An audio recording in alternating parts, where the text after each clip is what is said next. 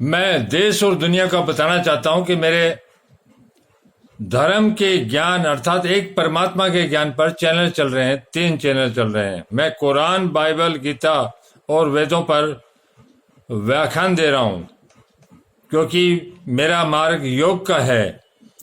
अब मैं कहां तक पहुंच पाता हूं तो वो तो परमेश्वर अपने सामर्थ्य से मुझे पहुंचाएगा, इसकी मुझे चिंता नहीं है।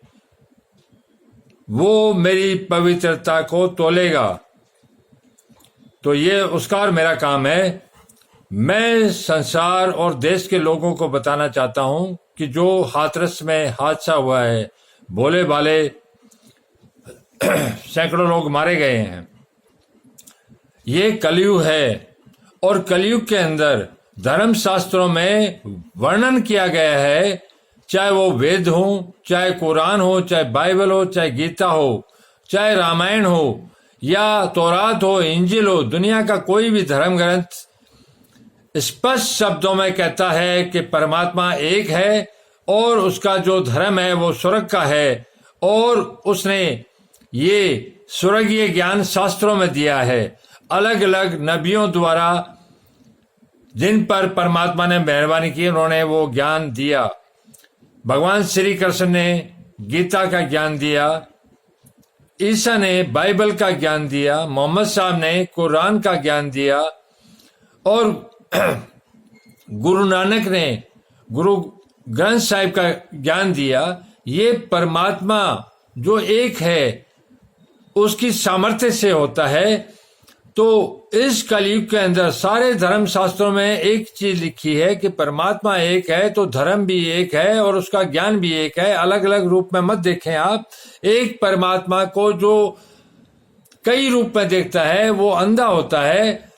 परमात्मा तो एक है, उसके नाम अलग अलग है और उसका ज्ञान भी एक है।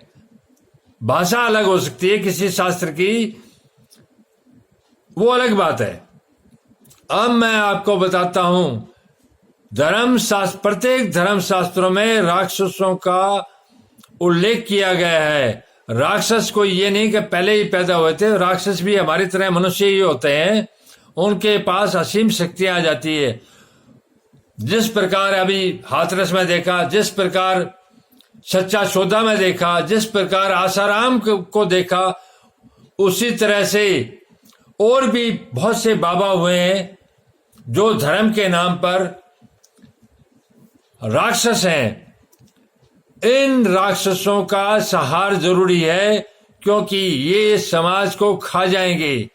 ये देश और दुनिया के लोगों का अहेर शिकार कर लेंगे। इनको बचाने के लिए प्रत्येक धर्म शास्त्र के अंदर परमेश्वर ने हर मनुष्य को हुक्म दिया है, उपदेश दिया है। करो न करो वो अलग बात है, समझ आए न आए वो भी अलग बात है, कि तू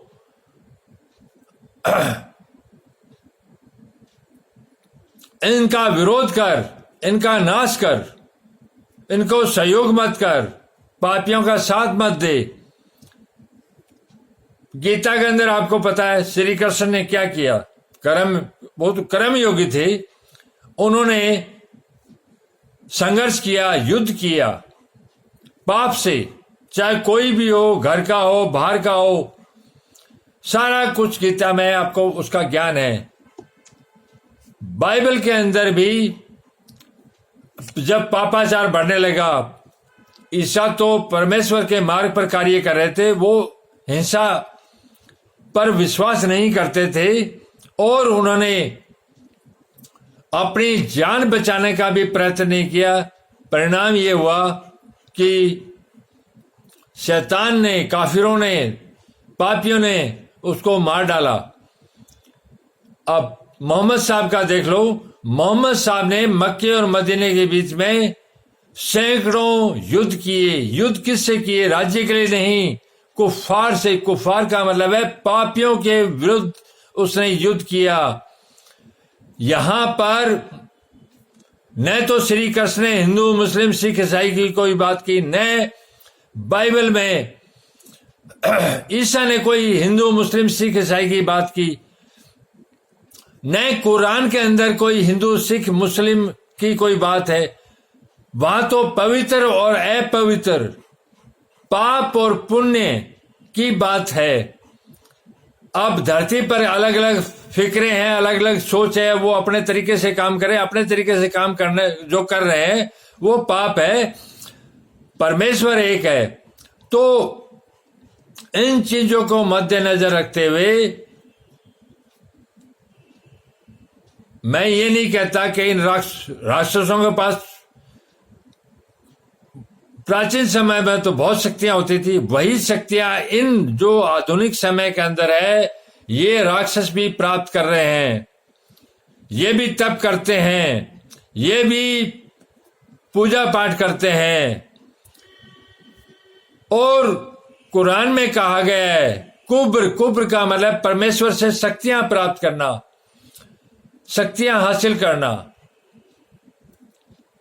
तो शक्तियां हासिल करके जो लोग राक्षस का रूप धारण करके अत्याचार अन्याय करने लग जाते हैं और मानवता का नाश करने लग जाते हैं, वो राक्षस हो जाते हैं। और जो योग में तत्पर होकर परमेश्वर के मार्ग पर चलते हैं और जनता का कल्याण करते हैं, वो देवता के रास्ते पे चले जाते हैं।